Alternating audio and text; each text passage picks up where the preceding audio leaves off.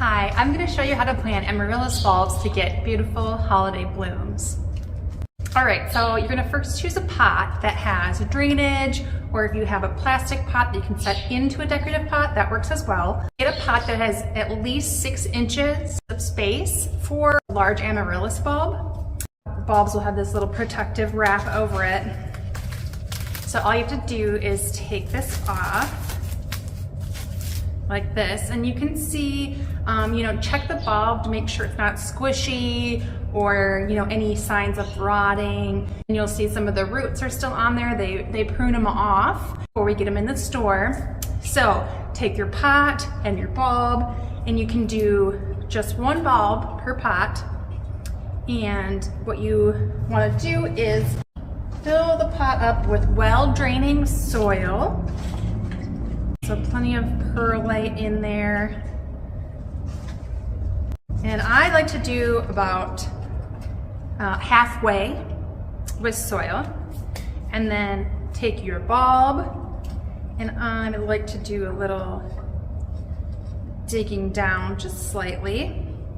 You want to have the top of the bulb, see this is the top of the pot here, sticking up over the rim of the pot. Like so.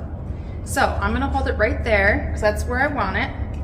And then I'm gonna take soil and fill around this area.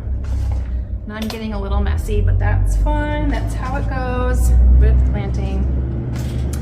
It's just really nice to still be able to pot up plants at this time of year, and that your efforts now will be paid back.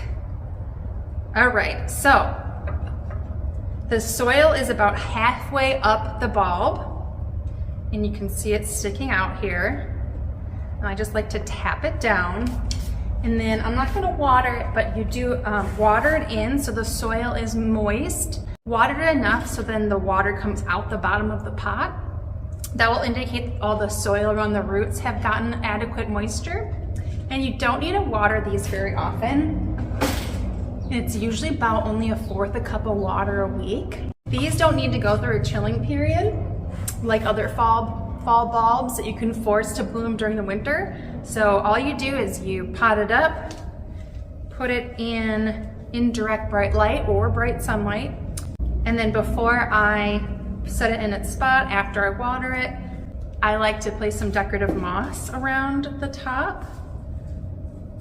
Not too thick, because you do want it to, you don't want to have the soil stay too soggy. But it just looks so nice to have that moss on there. And then you also, if you want to have fun, you can put little pieces of decor around it, like this little Christmas trees, little figurines, which are really fun. You can put some twigs in there, make it more natural looking, twigs and other dried branches. The bloom stem gets really long. You can actually tie it to a stick to make sure it doesn't flop over. They usually don't flop over if they have enough sunlight though, so make sure it stays in bright light. I also love these new beads that I want to try, like just draping it over like this. Sometimes I like a little more natural too. I like more natural looks, so you can drape it like that. You can get crazy. So I'm gonna try, you can get these little pine cone sticks, which is really nice to just stick them in. You can just set pine cones around too, but these have bendy little wires, so you can have it stick out a little bit, which is fun. So you can just stick some pine cones in there like that. Oh, I love it. I love it. And so then when it grows, it has this really beautiful natural look to it. So make sure to keep that soil just slightly moist. You don't have to water too much, especially if you have moss on top. Keep it in bright light, and then in about 6 to 8 weeks, it'll start blooming. So if you plant it now, beginning of November, you'll get them at the end of the year.